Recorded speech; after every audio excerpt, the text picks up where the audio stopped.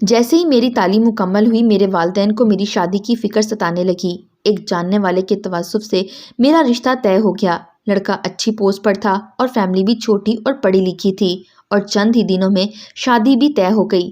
شادی کی پہلی رات ہی شوہر کمرے میں آیا تو شدید غصے میں مبتلا تھا۔ میں نے دل ہی دل میں کہا کہ یا اللہ خیر، یہ اتنے غصے میں کیوں ہے؟ تبھی میرا شوہر میرے پاس آیا اور مجھے کہنے لگا، اگر اس گھر میں رہنا ہے تو کبھی بھی غلطی سے بھی میرے کاموں میں ٹانگ مت اڑانا۔ اگر کبھی کوشش بھی کی تو طلاق دے کر یہاں سے چلتا کروں گا، کیونکہ مجھے شوہروں کے معاملات میں بولنے والی بیویوں سے شدید خار ہے۔ اس کی باتیں سن کر میں تو حیران و پریشان رہ گئی کہ کوئی اپنی نئی نویلی دلہن سے اس طرح سے بھی بات کرتا ہے، لیکن اس وقت اپنے شوہر کو غصے میں دیکھ کر صرف ہاں میں سر ہلا گئی، اور میرا شوہر وہاں سے اٹھ کر کمرے میں موجود الماری میں سے ایک گٹھری نکال کر واپس آیا اور کمرے میں موجود ایک چھوٹے سے دروازے میں داخل ہو گیا، اور اندر سے مجھے دروازہ بند ہونے کی آواز سنائی دی۔ میں بہت دیر تک انتظار کرتی رہی لیکن وہ باہر نہیں آیا۔ سارا دن بیٹھ کر میری حالت بہت خراب ہو گئی تھی، کمر بری طرح سے اکڑ چکی تھی، لیکن اس کے باوجود میں انتظار کرنے لگی۔ مجھے انتظار کرتے کرتے 3.5 گھنٹے ہو گئے تھے۔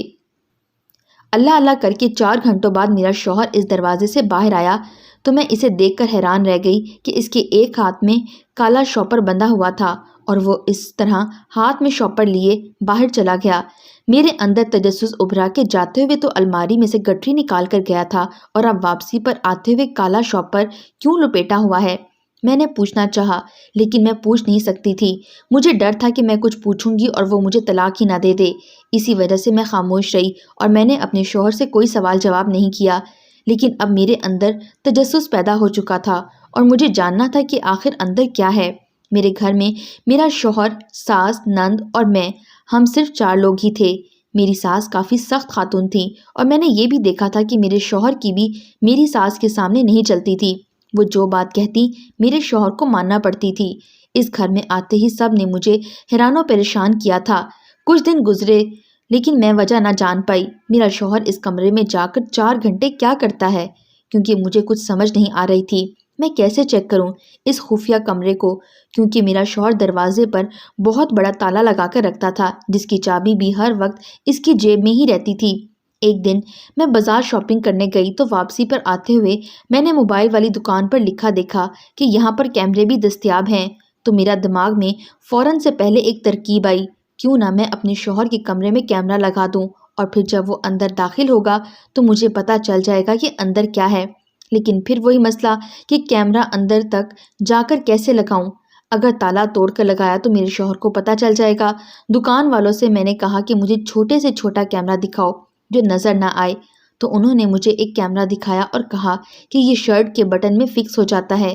یہ سن کر میں بہت زیادہ خوش ہو گئی اور میں نے فوراً سے پہلے وہی کیمرہ خرید لیا، کیونکہ میں اپنے شوہر کی شرٹ پر بآسانی سے وہ کیمرہ لگا سکتی تھی۔ اس کے بعد میں گھر آ گئی۔ شام کو جب میرا شوہر گھر آیا تو میں نے اس کے سارے کپڑے نکال کر بیڈ پر پھیلائے ہوئے تھے۔ میں نے اس سارے کپڑے نکال کر بیڈ پر پھیلائے اور اس سے پوچھا کہ آج آپ کون سی شرٹ پہنیں گے، تو اس نے جواب دیا کہ کوئی بھی پریس کر کے دے دو۔ میں تو اور بھی زیادہ خوش ہو گئی اور میں نے جلدی سے اس کی پریس کی ہوئی شرٹ کو اٹھایا اور آنکھ بچا کر وہاں پر کیمرہ لگا دیا اور ساتھ ہی اس کو آن بھی کر کے اپنے موبائل سے کنیکٹ کر لیا تاکہ اندر جو کچھ بھی ہو وہ مجھے میرے موبائل پر نظر آ جائے۔ اب مجھے انتظار تھا میرے شوہر کے اس کمرے میں جانے کا اور میں سکون سے بیٹھ کر اس کا انتظار کرنے لگی۔ عشاء کے وقت وہ اٹھا اور اس کمرے میں چلا گیا۔ میں نے بھی فوراً سے پہلے موبائل کھولا، لیکن میری قسمت کہ تبھی میری نند آ گئی۔ وہ بہت اچھے مزاج کی مالک تھی، لیکن اس وقت مجھے بہت بری لگ رہی تھی اور میں چاہتی تھی کہ وہ میرے کمرے سے جلد از جلد چلی جائے، لیکن شاید وہ ارادہ کر کے آئی تھی کہ میرا کام بگاڑنا ہے۔ مجھے دل ہی دل میں اس پر شدید غصہ آنے لگا، لیکن میں نے بہت تحمل سے اس سے پوچھا کہ اسے مجھ سے کوئی کام ہے، تو کہنے لگی، جی مجھے آپ سے کام ہے، میرا موبائل خراب ہو گیا ہے، آپ مجھے اپنا موبائل دے دیں، مجھے اپنی اسائنمنٹ کمپلیٹ کرنی ہے۔ میرا دل کیا کہ اس وقت میرے پاس کوئی چیز پڑی ہو اور میں اٹھا کر اس کے سر میں دے ماروں۔ آج ہی اس کو موبائل کی ضرورت آن پڑی تھی، لیکن میری مجبوری تھی کہ مجھے اس کو موبائل دینا پڑا، کیونکہ میرا موبائل کے ساتھ کام زیادہ نہ تھا۔ اگر میں نہ دیتی تو ہو سکتا تھا وہ ناراض ہو جاتی۔ یہی سوچ کر میں نے اسے موبائل دینے کا ارادہ کر لیا۔ میں نے جلدی سے اپنا کیمرہ ڈسکنیکٹ کیا اور موبائل اس کے حوالے کر دیا۔ میرا یہ کام بھی نامکمل رہ گیا، لیکن مجھے اس بات کی تسلی تھی کہ میں جلد از جلد اس راز تک پہنچ جاؤں گی جو اس کمرے میں چھپا ہوا ہے۔ اگلے دن شام کے وقت میری نند اور اس کی کچھ دوستیں یونیورسٹی سے واپسی پر اس کے ساتھ ہمارے گھر ہی آ گئیں۔ وہ سب بہت ہنس مکھ تھیں اور میرے کمرے میں ہی ڈیرا جما کر بیٹھی تھیں۔ کافی وقت ہو گیا وہ میرے کمرے میں ہی بیٹھی رہیں۔ میں نے کھانے پینے کا انتظام کیا۔ ہم سب نے خوب ہلا گلا کیا کیونکہ کافی دنوں کے بعد مجھے بھی ان کے ساتھ کافی مزہ آ رہا تھا۔ تبھی میرا شوہر اندر آیا۔ باقی سب دوستوں نے تو میرے شوہر کو سلام کیا، لیکن ایک لڑکی فاطمہ میرے شوہر کو دیکھتے ہی شدید گھبرا گئی۔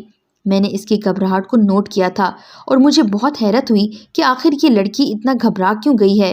میرا شوہر کمرے سے کچھ اپنی ضروری چیزیں اٹھانے کے لیے آیا تھا اور 2 منٹ کے بعد وہ چلا گیا، لیکن اس کے بعد فاطمہ نے ایک ہی رٹ لگائی کہ بس اب مجھے جانا ہے، دیر ہو رہی ہے، اور پھر وہ ہمارے گھر نہیں رکی بلکہ وہ اپنی تمام دوستوں کو لے کر جلدی جلدی نکل گئی۔ میں سوچتی رہ گئی کہ آخر فاطمہ اس قدر گھبراہٹ میں کیوں مبتلا ہوئی تھی، لیکن مجھے اس بات کا جواب معلوم نہیں تھا۔ میرا دل چاہ رہا تھا کہ میں اس بات کا تذکرہ اپنے شوہر سے کروں، لیکن پھر ایک خوف میرے دل میں کنڈلی مار کر بیٹھا تھا اور اسی خوف کی وجہ سے میں خاموش ہو گئی، کیونکہ میرے شوہر نے مجھے پہلے دن ہی کہا تھا کہ میرے معاملات میں دخل اندازی مت کرنا، نہیں تو میں تمہیں چلتا کروں گا، اور میں یہ کبھی نہیں چاہتی تھی کہ میرا گھر خراب ہو اور میرے والدین میری وجہ سے پریشان ہوں۔ میری نند نے موبائل واپس کیا اور کہا کہ اس کا موبائل ٹھیک ہو گیا ہے۔ میں نے اسے جلدی جلدی سے موبائل لے لیا اور اس کے جانے کے بعد فوراً سے پہلے کیمرہ کنیکٹ کیا، لیکن یہ دیکھ کر حیرت کا شدید جھٹکا لگا کہ کمرے میں اندھیرے کے سوا اور کچھ نظر نہیں آ رہا تھا۔ سب کچھ کالا کالا ہی دکھائی دے رہا تھا اور میں سوچ میں پڑ گئی کہ ایسا کیسے ہو سکتا ہے۔ کافی سوچ و بچار کے بعد مجھے کچھ سمجھ نہ آیا تو تھک ہار کر میں لیٹ گئی۔ میں پڑھی لکھی خاتون تھی، اس طرح گھر میں بیٹھ کر اپنا وقت نہیں گزار سکتی تھی۔ میں نے اپنے شوہر سے اجازت لی کہ مجھے نوکری کرنی ہے تو اس نے مجھے کہا کہ میں نے تمہیں کب منع کیا ہے، تم جو مرضی کرو۔ میں نے نوکری کے لیے اپلائی کیا تو مجھے بہت جلد نوکری بھی مل گئی اور اس کے بعد میں نے روزانہ آفس میں جانا شروع کر دیا۔ آفس میں بہت اچھے دن گزر رہے تھے، لیکن کچھ دن بعد آفس والوں نے آفس میں ایک خواجہ سرا کو بھی نوکری پر رکھ لیا۔ میری ٹیبل کے ساتھ ہی اس کا ٹیبل تھا اور وہ خواجہ سرا بھی کافی پڑھا لکھا تھا۔ میرا بہت دل کیا کہ میں اس سے بات چیت کروں، اس کی زندگی کے متعلق جانوں، کیونکہ آج سے پہلے میں کبھی بھی ایسے لوگوں سے نہیں ملی تھی۔ آفس کے کچھ لوگ تو خواجہ سرا کی جانب تنفر کی نگاہوں سے دیکھ رہے تھے اور کچھ اس کے ساتھ بہت خوش اخلاقی سے پیش آ رہے تھے، لیکن وہ سب کے ساتھ ہی بہت مہذب انداز میں گفتگو کر رہا تھا۔ لنچ بریک ٹائم تھا، میں نے بھی اس سے سلام دعا کی اپنے باقی کولیگز کی طرح۔ اسی طرح اب میری یہی روٹین تھی، روزانہ آفس جانا اور اس کے بعد گھر کا تھوڑا بہت کام کرنا۔ میں اس بات کو تو مکمل طور پر بھول ہی گئی تھی کہ مجھے کچھ رازوں کا پتہ بھی لگانا ہے۔ ایک دن میں نے آفس میں دیکھا کہ وہ خواجہ سرا روتا ہوا مینیجر کے آفس سے باہر نکل رہا ہے۔ میں بہت پریشان ہوئی اور میں نے اس سے روک کر سوال کیا کہ آپ رو کیوں رہے ہیں؟ تو اس نے مجھے جواب دیا، جس کی زندگی میں دکھ ہی دکھ ہوں، اس نے صرف رونا ہی ہے، اور میری زندگی میں بھی سوائے دکھوں کے کچھ نہیں ہے اور میں بھی رونے کی سوا کچھ نہیں کر سکتا۔ میں نے اسے پوچھا، اچھا پھر بھی مجھے بتاؤ تو صحیح کہ آخر ہوا کیا ہے؟ تو اس نے مجھے کہا کہ مجھے نوکری سے نکال دیا گیا ہے۔ میں حیران کن انداز میں سوال کیا کہ تم بہت اچھا کام کر رہے تھے، تمہیں نوکری سے کیوں نکال دیا گیا؟ تو اس نے مجھے کہا کہ میری بدقسمتی مجھے کہیں بھی ٹکنے نہیں دیتی۔ آج بھی آفس میں کچھ لوگ ڈیل کرنے کے لیے آئے تھے اور مجھے دیکھتے ہی انہوں نے ڈیل کینسل کر دی، جس کی وجہ سے باس نے مجھے آفس سے نکال دیا ہے۔ اس کی باتیں سن کر میں شدید طیش میں آ گئی اور میں نے اس سے کہا کہ تم میرا انتظار کرو، میں ابھی آتی ہوں۔ میں جھٹ سے پہلے باس کے آفس میں گئی اور جاتے ہی باس کو اچھی خاصی سنا دی۔ میں نے اسے کہا کہ آپ کو کام سے مطلب ہونا چاہیے، نہ کہ جنس سے۔ اگر وہ یہاں اچھا کام کر رہے ہیں تو آپ کو کوئی حق نہیں بنتا انہیں یہاں سے نکالنے کا۔ باس نے میری باتوں کے جواب میں جو کہا، اس کو سن کر میرے پیروں تلے سے زمین نکل گئی۔ باس نے مجھے کہا کہ پہلے آپ یہ تمام سوالات اپنے شوہر سے جا کر کریں، جس نے اس کے ساتھ مجھ سے بھی زیادہ برا کیا ہے، اور آپ کو نوکری پر بھی میں نے اس لیے رکھا تھا کیونکہ آپ کے نام کے آگے کافی اچھے بزنس مین کا نام لکھا ہوا تھا۔ میں جب آفس سے واپس آئی تو وہ خواجہ سرا وہاں سے جا چکا تھا، کیونکہ شاید وہ جانتا تھا کہ اب اس کا دانہ پانی یہاں سے ختم ہو چکا ہے اور اسے کہیں اور ذلیل و خوار ہونا ہے۔ اس وقت میں خود کو بہت بے بس محسوس کر رہی تھی۔ میرا دل چاہ رہا تھا کہ میں ابھی جاؤں اور اپنے شوہر سے جا کر تمام سوالات کے جوابات مانگوں جو میرے دل میں پنپ رہے ہیں۔ वापसी पर मेरा टकराव मेरी बचपन की दोस्त के साथ हो गया। इसे मिलकर मैं बहुत ज़्यादा खुश हुई और इसे साथ लेकर मैं अपने घर आ गई। हम दोनों ने ढेरों बातें की। स्कूल के बाद पहली बार हम दोनों दोस्तें मिली थीं और हम दोनों ही बेहद खुश थीं। इसने मुझसे मेरी शादीशुदा ज़िंदगी के बारे में पूछा तो मैंने ठंडी आह भरकर तमाम बातें इसे बता दीं, जिन्हें सुनकर वो बहुत परेशान हो गई और मुझे कहा कि तुम अपनी सारी ज़िंदगी ऐसे कैसे गुजार सकती हो? वो तुम्हारा शौहर है, वो क्या करता है, कहाँ जाता है, ये सब कुछ जानना तुम्हारा हक है और तुम अपने हक से भी दस्तबरदार नहीं हो सकती। इसलिए अपने तमाम सवालात के जवाबात इससे मांगो और शादी कोई मजाक नहीं है कि तुम सवाल करोगी और वो तुम्हें तलाक दे देगा। अगर वो तुम्हारी किसी बात का कोई जवाब नहीं देता तो तुम्हें अपनी सास को बताना चाहिए। इस बात के बारे में मैं अपने माँ बाप से बातचीत करनी चाहिए। इसकी बातों ने मुझे बहुत हौसला दिया और मैंने पुख्ता इरादा कर लिया, अब तो मैं सब कुछ जानकर ही रहूँगी। रात को जब मेरे शौहर इस कमरे में जाने लगे तो मैंने इससे सवाल पूछा कि इस कमरे में ऐसा क्या है जो आप रोज़ जाते हैं और इतने घंटों के बाद वापस आते हैं? तो मेरा सवाल सुनकर वो घबरा गया और मुझे कहने लगा, तुम भूल गई हो कि मैंने तुम्हें पहले दिन क्या कहा था? मैंने कहा, मैं कुछ भी नहीं भूली, लेकिन आपकी ज़िंदगी के मुतालिक ज़रूरी बातों को जानने का मेरा पूरा हक है। तो मेरे शौहर ने मुझे कहा कि मेरी ये बातें तुम कभी भी नहीं जान सकती, इसलिए फ़जूल में कोशिशें ना किया करो। मेरे शौहर ने मुझे हंसकर जवाब दिया और वो इस कमरे में चला गया। लेकिन एक बात की मुझे तसल्ली हुई कि इसने तलाक वगैरह की कोई बात नहीं की। इसके जाने के बाद मैं अपनी सास के कमरे में आई और तमाम बातें अपनी सास को बता दी कि किस तरह वो कमरे में जाता है और इतने घंटे लगाकर वापस आता है। तो मेरी तरह इन्हें भी हैरत का झटका लगा। तो उन्होंने मुझे कहा कि वो इससे ज़रूर पूछेंगी और उन्होंने मुझे तसल्ली दी कि सब अच्छा हो जाएगा। अगले दिन मैं अपनी सास के कमरे में जब इनको चाय देने के लिए गई तो अंदर से आती आवाज़ों ने मेरे कदम वहीं पर रोक लिए। मेरी सास मेरे शौहर से सवालात कर रही थी और वो खामोशी से बैठा हुआ था। मेरी सास ने इससे पूछा कि इस कमरे में ऐसा क्या है जो तुम वहाँ जाते हो और तुम्हारी बीवी को तुम पर शक हो गया है। तो इसने अपनी माँ को जो बातें बताईं वो मुझे शदीद दुख में मुब्तला कर गईं। इसने बताया कि इसके ऑफिस में एक ख्वाजा सिरा नौकरी के लिए आया था, साथ में इसकी बहन भी थी। ख्वाजा सिरा बहुत पढ़ा लिखा था और इसे नौकरी की अशद ज़रूरत थी। इसकी बहन ने भी बहुत मिन्नतें की कि ख्वाजा सिरा को नौकरी पर रख लो और मैंने इस ख्वाजा सिरा को नौकरी पर रख लिया। मुझसे डील करने के लिए वहाँ एक और बिजनेसमैन भी आया हुआ था और इसकी नज़र ख्वाजा सिरा की बहन पर पड़ गई। इसने कहा कि मुझे ये लड़की चाहिए और इस ख्वाजा सिरा ने हमारी बातें सुन ली कि हमने इसकी बहन के बारे में बातें की हैं, तो वो हमारे साथ लड़ पड़ा। मैंने बिजनेसमैन को भेजा और ख्वाजा सिरा को भी सज़ा देने का सोच लिया, लेकिन 2-3 दिन बाद मुझे पता चला कि इस बिजनेसमैन ने एक गिरोह को पैसे देकर ख्वाजा सिरा को अजियतनाक मौत से भी बदतर ज़िंदगी दी। और इसके बाद इसकी बहन मुझे मिली और इसने मुझे बहुत बद्दुआ दी। इस बद्दुआ के बाद मैं एक पल भी सुकून से नहीं रह सका और ख्वाजा सिरा की बात जानने के बाद मेरी रूह लरज़ गई और मेरे ज़मीर ने मुझे बहुत मुलामत की कि इस मासूम के साथ बहुत बुरा हुआ और यही चीज़ मेरे दिल को एक पल के लिए भी चैन नहीं आने देती थी।